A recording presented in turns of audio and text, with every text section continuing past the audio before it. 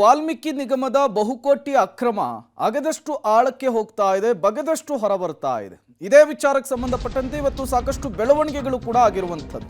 ವಾಲ್ಮೀಕಿ ನಿಗಮದ 187 ಕೋಟಿಯ ಹಗರಣ. ನಾಯಕರನ್ನ ಸೂಚಿಸಿದ್ರೆ ರಾಜೀನಾಮೆ ಕೊಡಲಿಕ್ಕೆ ನಾನು ಸಿದ್ಧ. ವಾಲ್ಮೀಕಿ ನಿಗಮದ ಅಧ್ಯಕ್ಷ ಬಸನಗೌಡ ದದ್ದಲ್ ಮೊದಲ ಪ್ರತಿಕ್ರಿಯೆಯನ್ನ ಕೊಟ್ಟಿದ್ದಾರೆ. ಇಡೀ ಪ್ರಕರಣದ ಹಿಂದೆ ದೊಡ್ಡ ಜಾಲವೇ ಇದೆ. ಸಣ್ಣವರು ಯಾರೂ ಇಂತಹ ದೊಡ್ಡ ಅಕ್ರಮ ಮಾಡಲಿಕ್ಕೆ ಸಾಧ್ಯವೇ ಇಲ್ಲ. 4-5 ದಿನಗಳಲ್ಲಿ ಸತ್ಯ ಹೊರಬರುತ್ತೆ, ಕಾದ್ ನೋಡಿ ಅಂಥೇಳಿ ದದ್ದಲ್ ಹೇಳಿಕೆಯನ್ನ ಕೊಟ್ಟಿರುವಂಥದ್ದು. ಹಾಗಾದ್ರೆ ಇವತ್ತು ಇಡೀ ದಿನ ಈ ಅಕ್ರಮದ ವಿಚಾರಕ್ಕೆ ಸಂಬಂಧಪಟ್ಟಂತೆ ಏನೆಲ್ಲ ಬೆಳವಣಿಗೆಗಳಾಯ್ತು, ಅದರ ಕಂಪ್ಲೀಟ್ ರಿಪೋರ್ಟ್ ನಿಮ್ಮ ಮುಂದೆ. ವಾಲ್ಮೀಕಿ ಬಹುಕೋಟಿ ಹಗರಣಕ್ಕೆ ಟ್ವಿಸ್ಟ್. ಅಧ್ಯಕ್ಷ ಬಸನಗೌಡ ದದ್ದಲ್ ಹೆಸರು ಥಳುಕು. ಎಸ್, ವರ್ಷ ಪೂರೈಸಿದ ಹರ್ಷದ ಸಂಭ್ರಮದಲ್ಲಿದ್ದ ಸಿದ್ದು ಸರ್ಕಾರಕ್ಕೆ ಹಗರಣದ ರಾಡಿ ಮೆತ್ಕೊಂಡಿದೆ. ಬಹುಕೋಟಿ ಹಗರಣದ ಸುಳಿಯಲ್ಲಿ ಸಿಲುಕಿಕೊಂಡಿದೆ. ಸರ್ಕಾರ ಬಂದ ವರ್ಷದಲ್ಲಿಯೇ ವಾಲ್ಮೀಕಿ ನಿಗಮದ ಕೋಟ್ಯಾಂತರ ರೂಪಾಯಿ ಹಗರಣ ಬೆಳಕಿಗೆ ಬಂದಿದೆ. ಹಗರಣದ ಸಂಬಂಧ ಸಚಿವ ನಾಗೇಂದ್ರ ತಲೆದಂಡ ಕೂಡ ಆಗಿದೆ. ಇದೇ ಹಗರಣದಲ್ಲಿ ವಾಲ್ಮೀಕಿ ನಿಗಮದ ಅಧ್ಯಕ್ಷ ಬಸವರಾಜ್ ದದ್ದಲ್ ಹೆಸರು ಥಳುಕು ಹಾಕೊಂಡಿದೆ. ಪ್ರಕರಣದಲ್ಲಿ ನನ್ನ ಪಾತ್ರ ಇಲ್ಲ ಎಂದ ದದ್ದಲ್, ಪಕ್ಷದ ನಾಯಕರು ಹೇಳಿದ್ರೆ ರಾಜೀನಾಮೆಗೆ ಸಿದ್ಧ. ವಾಲ್ಮೀಕಿ ಅಭಿವೃದ್ಧಿ ನಿಗಮದ ಹಣ ವರ್ಗಾವಣೆ ಪ್ರಕರಣದಲ್ಲಿ ನಿಗಮದ ಅಧ್ಯಕ್ಷ ಬಸನಗೌಡ ದದ್ದಲ್ ಹೆಸರು ಮುನ್ನೆಲೆಗೆ ಬಂದಿದೆ. ಅವರ ಪಾತ್ರದ ಬಗ್ಗೆ ದಾಖಲೆ ಇರೋದಾಗಿ ಕೋರ್ಟ್ಗೆ ಮಾಹಿತಿ ನೀಡಿರೋದ್ರಿಂದ ಪ್ರಕರಣ ಗಂಭೀರ ಸ್ವರೂಪ ಪಡೆದುಕೊಂಡಿದೆ. ಈ ಬೆನ್ನಲ್ಲೇ ಶಾಸಕ ದದ್ದಲ್ ಸ್ಪಷ್ಟನೆ ಕೊಟ್ಟಿದ್ದು, ಪ್ರಕರಣದಲ್ಲಿ ನನ್ನ ಪಾತ್ರ ಇಲ್ಲ, ನಮ್ಮ ನಾಯಕರು ಹೇಳಿದ್ರೆ ರಾಜೀನಾಮೆಗೆ ಸಿದ್ಧ ಅಂತ ಹೇಳಿದ್ದಾರೆ. 4-5 ದಿನಗಳಲ್ಲಿ ಸತ್ಯ ಹೊರಗೆ ಬರುತ್ತೆ. ಇಡೀ ಪ್ರಕರಣದ ಹಿಂದೆ ದೊಡ್ಡ ಜಾಲವೇ ಇದೆ. ಸಣ್ಣವರು ಯಾರೂ ಕೂಡ ಇಂತಹ ಕೆಲಸ ಮಾಡಲಿಕ್ಕೆ ಸಾಧ್ಯವಿಲ್ಲ.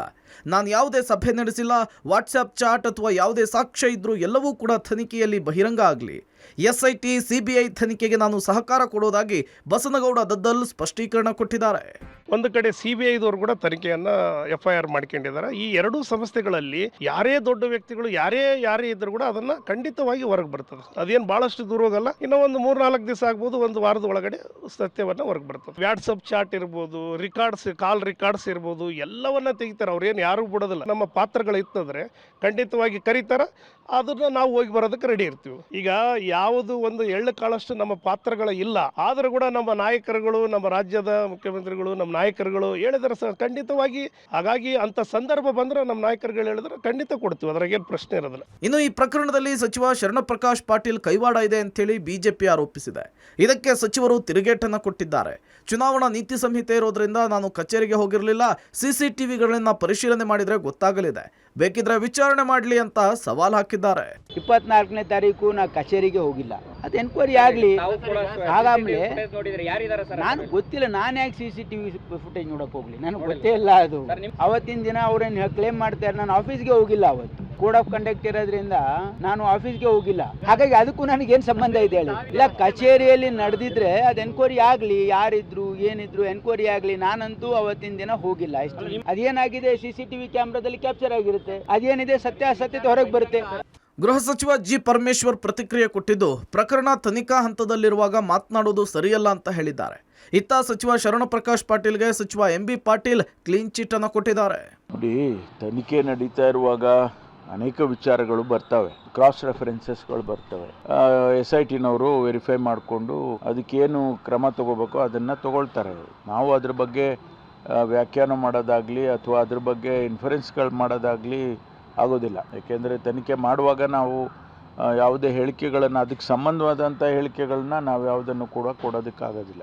ಶರಣ್ ಪ್ರಕಾಶ್ ಪಾಟೀಲ್ರ ಬಗ್ಗೆ ನಿಮ್ಗೆ ಯಾರು ಗೊತ್ತಿದೆಯಲ್ಲ, ನಿಮಗೂ ಗೊತ್ತಿದೆ. ಅವರೊಬ್ಬ ಅಪ್ಪಟ ಪ್ರಾಮಾಣಿಕ ವ್ಯಕ್ತಿ. ನಾನು ಹೇಳ್ತಾ ಇದ್ದೀನಲ್ಲ, ಅತ್ಯಂತ ಬದ್ಧತೆ ಉಳ್ಳುವಂತ ಮನುಷ್ಯ, ಅತ್ಯಂತ ಪ್ರಾಮಾಣಿಕ ವ್ಯಕ್ತಿ. Is a very clean man. ನಾವು ಬಹಳ ಗರ್ವದಿಂದ ಹೇಳ್ತೀವಿ ಇವತ್ತಿನ ದಿವಸ. ಯಾವತ್ತೂ ಕೂಡ ಶರಣ್ ಪ್ರಕಾಶ್ ಪಾಟೀಲ್ ಅಷ್ಟೇ ಕ್ರಿಯಾಶೀಲ ವ್ಯಕ್ತಿಗಳು. ಅಂತ ಸಾಕ್ಷಿ ನಾಶ ಮಾಡುವಂತದ್ದಾಗ್ಲಿ ಅಥವಾ ಭ್ರಷ್ಟಾಚಾರ ಮಾಡುವಂತದ್ದಾಗ್ಲಿ ಇಂಥ ಯಾವುದಕ್ಕೂ ಕೂಡ ಕೈ ಹಾಕುವಂತ ಮನುಷ್ಯ ಅಲ್ಲ. ಅವನು ಫ್ರಾಡ್. ಅವನು MD. ನಾಳೆ ಅವನು ಎಲ್ಲರ ಹೆಸರು ಬರೀತಾನೆ. ನಾಳೆ MB ಪಾಟೀಲ್ ಹೆಸರು ಬರೆದ್ರೆ ಅಂಥವ್ರೆಲ್ಲ ಯಾರು ಫ್ರಾಡ್ಸ್ ಇದಾರೆ, ಅಂಥವ್ರು ಯಾರ ಹೆಸರು ನಾಳೆ ಏನ್ ಬೇಕಾದಾಗಬಹುದು. ಪ್ರಕರಣದ ತನಿಖೆಯನ್ನ CBI ಅಧಿಕಾರಿಗಳು ಚುರುಕುಗೊಳಿಸಿದ್ದಾರೆ. ಹಲವರ ಬಂಧನ ಕೂಡ ಆಗಿದೆ. ಈ ಬೆನ್ನಲ್ಲೇ ED ಕೂಡ ಎಂಟ್ರಿ ಆಗಿದೆ. ಮನಿ ಲಾಂಡ್ರಿಂಗ್ ನಡೆದಿರುವಂತಹ ಶಂಕೆಯ ಹಿನ್ನೆಲೆಯಲ್ಲಿ ED ಯೂನಿಯನ್ ಬ್ಯಾಂಕ್ ನೀಡಿದಂತಹ ದೂರಿನ ಮಾಹಿತಿ ಪಡೆದಿದೆ. ಬಹುತೇಕ ಮುಂದಿನ ವಾರ ED FIR ದಾಖಲಾಗುವಂತಹ ಸಾಧ್ಯತೆ ಕೂಡ ಇದೆ. Political bureau, public TV, Bengaluru. ಈ ಪ್ರಕರಣದಲ್ಲಿ ಈಗ ಸಾಕಷ್ಟು ಬೆಳವಣಿಗೆಗಳಾಗ್ತಾ ಇದೆ. ನಾಗೇಶ್ ಅವರ ತಲೆದಂಡ ಕೂಡ ಆಗಿರುವಂಥದ್ದು. ಇದರ ಸುಳಿ ಮತ್ತಷ್ಟು ಜನರಿಗೆ ಸುತ್ತಕೊಳ್ತಾ ಇದೆ. ಇದೇ ವಿಚಾರಕ್ಕೆ ಸಂಬಂಧಪಟ್ಟಂತೆ ಮತ್ತಷ್ಟು ಡೀಟೇಲ್ಸ್ ಅನ್ನು ಕೊಡ್ತಾರೆ ನಮ್ಮ ಪ್ರತಿನಿಧಿ ಸುಕೇಶ್, ನೇರ ಸಂಪರ್ಕದಲ್ಲಿ ಜಾಯ್ನ್ ಆಗಿದ್ದಾರೆ. ಸುಕೇಶ್, ಈ ಪ್ರಕರಣದಲ್ಲಿ ಆಗ್ತಾ ಇರುವಂತಹ ಬೆಳವಣಿಗೆಗಳು ತುಂಬಾ ಕುತೂಹಲ ಕಾರಣವಾಗ್ತಾ ಇದೆ. ಇದೇ ಪ್ರಕರಣಕ್ಕೆ ಸಂಬಂಧಪಟ್ಟಂತೆ ಈಗಾಗಲೇ ಸಚಿವ ಸ್ಥಾನವನ್ನ ರಾಜೀನಾಮೆಯನ್ನು ಕೊಟ್ಟಿದ್ದಾರೆ ನಾಗೇಶ್ ಅವರು. ಈಗ ಹಲವರ ಹೆಸರು ಮುಂಚೂಣಿಗೆ ಬರ್ತಾ ಇದೆ, ದದ್ದಲ್ ಸೇರಿ. ಅವರೆಲ್ಲರಿಗೂ ಕೂಡ ಇದರ ಸುಳಿ ಎಫೆಕ್ಟ್ ಆಗಬಹುದಾ?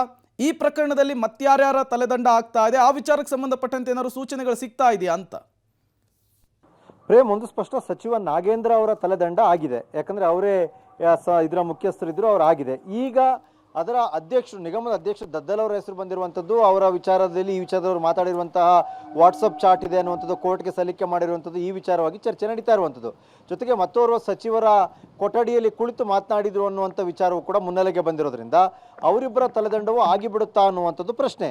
ಆದರೆ ದದ್ದಲ್ ಅವರು ತಮ್ಮ ನಿಗಮ ಆಗಿದ್ದು, ಅದರ ಅಧ್ಯಕ್ಷ ಆಗಿದ್ರು ಕೂಡ ಇಡೀ ಸಮರ್ಥಿಸ್ಕೊಳ್ತಾ ಇರುವಂಥದ್ದು. ನಾನು ಫೆಬ್ರವರಿಲಿ ಅಧಿಕಾರ ತಗೊಂಡ್ರು ಕೂಡ ನನಗೆ ಕೋಡ್ ಆಫ್ ಕಂಡಕ್ಟ್ ಬಂದಿದ್ದರಿಂದ ನನಗೆ ಏನು ನಡೀತು ಅನ್ನುವಂಥದ್ದು ಕೂಡ ಗೊತ್ತಿಲ್ಲ ಅನ್ನುವಂಥ ಸಮರ್ಥನೆ ಕೊಡ್ತಾ ಹೋಗ್ತಿದ್ದಾರೆ. ಜೊತೆಗೆ ತನಿಖೆಗೆ ಸಹಕರಿಸ್ತೀನಿ, CBI ತನಿಖೆಗೆ ಬೇಕಾದ್ರೂ ಸಹಕರಿಸ್ತೀನಿ, ಅಲ್ಲಿ ಗೊತ್ತಾಗುತ್ತೆ ನಂದೇನು ಪಾತ್ರ ಇದೆಯಾ ಇಲ್ಲ ಅನ್ನುವ ಮೂಲಕವಾಗಿ ನಾನು ತಪ್ಪು ಮಾಡಿಲ್ಲ ಅನ್ನುವಂಥ ಸಮರ್ಥನೆಯನ್ನು ಕೊಡ್ತಾ ಇದ್ದಾರೆ. ಆದರೆ ಈಗಾಗಲೇ CBI ಬರ್ತಾ ಇದೆ ಅನ್ನುವಂಥ ಕಾರಣಕ್ಕಾಗಿಯೇ ಸಚಿವ ನಾಗೇಂದ್ರ ಅವರ ತಲೆದಂಡ ಆಗಿರೋದ್ರಿಂದ ನಿಗಮದ ಅಧ್ಯಕ್ಷರ ತಲೆದಂಡವನ್ನು ಸರ್ಕಾರ ಮಾಡುತ್ತಾ ಇಲ್ಲ ಅನ್ನುವಂಥದ್ದು ಪ್ರಶ್ನೆ. ಹಾಗೇನಾದರೂ ಮಾಡಿದ್ರೆ ಸಹಜವಾಗಿ ಎರಡನೇ ತಲೆದಂಡ ಆಗುವಂಥ ಸಾಧ್ಯತೆ ಇರುತ್ತೆ.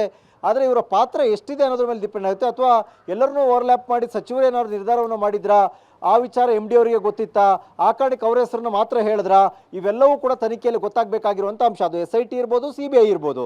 ಸದ್ಯಕ್ಕಂತೂ ಕಾನ್ಫಿಡೆಂಟ್ ಆಗಿ ಮಾತಾಡ್ತಾ ಇರುವಂಥದ್ದು ದದ್ದಲ್ ಅವರು. ಆದರೂ ಕೂಡ ಏನಾದರೂ ಮುಜುಗರ ಆಗದ ರೀತಿಯಲ್ಲಿ ರಾಜೀನಾಮೆಯನ್ನು ಸರ್ಕಾರ ಪಡೆಯುತ್ತಾ ಅನ್ನುವಂಥದ್ದು ಈಗಿರುವಂಥ ಪ್ರಶ್ನೆ. Prem, okay, thank you Sukesh ತಮ್ಮೆಲ್ಲ ಮಾಹಿತಿಗೆ. ಅಲ್ಲಿಗೆ ಒಂದಂತೂ ಸ್ಪಷ್ಟವಾಗ್ತಾ ಇದೆ, ಈ ಪ್ರಕರಣದಲ್ಲಿ ಒಂದಿಷ್ಟು ಮೇಜರ್ ಬೆಳವಣಿಗೆಗಳಾಗುವಂತಹ ಮುನ್ಸೂಚನೆ. ಸರ್ಕಾರಕ್ಕೆ ಇನ್ನೊಂದಷ್ಟು ಮುಜುಗರ ಆಗುತ್ತಾ, ಅಥವಾ ಮುಜುಗರವನ್ನು ತಪ್ಪಿಸ್ಕೊಳ್ಳೋದಕ್ಕೇನಾದರೂ ಕೆಲವರ ರಾಜೀನಾಮೆಯನ್ನು ಪಡಿತಾರಾ ಮುಖ್ಯಮಂತ್ರಿ ಸಿದ್ದರಾಮಯ್ಯ? ಕಾದು.